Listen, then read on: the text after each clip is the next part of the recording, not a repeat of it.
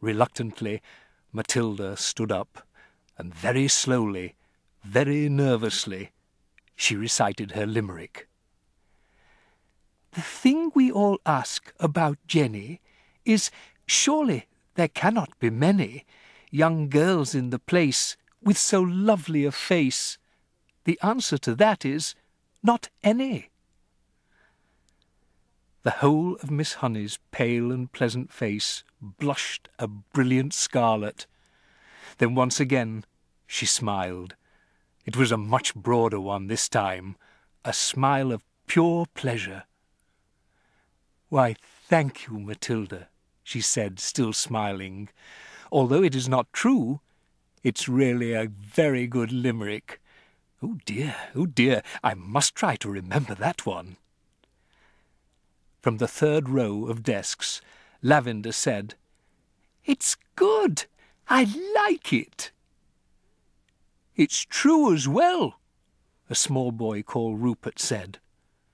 "Of course it's true," Nigel said. Already the whole class had begun to warm towards Miss Honey, although as yet she had hardly taken any notice of any of them except Matilda. "Who taught you to read, Matilda?" Miss Honey asked. "I just sort of taught myself, Miss Honey." "And have you read any books all by yourself? Any children's books, I mean?" "I've read all the ones that are in the public library in the High Street, Miss Honey." "And did you like them?"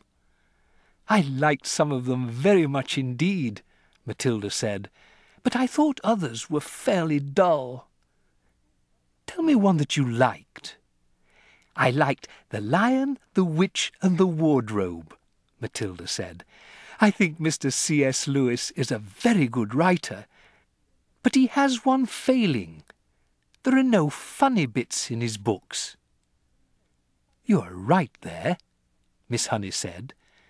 "There aren't many funny bits in Mr. Tolkien either," Matilda said. "Do you think that all children's books ought to have funny bits in them?" Miss Honey asked. "I do," Matilda said. "Children are not so serious as grown-ups, and they love to laugh."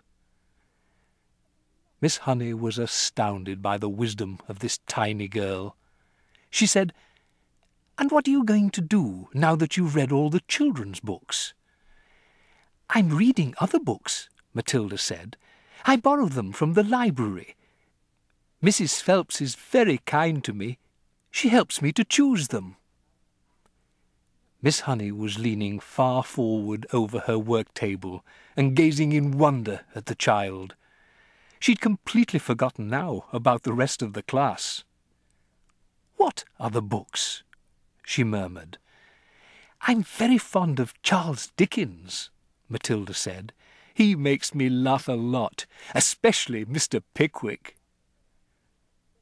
At that moment the bell in the corridor sounded for the end of class.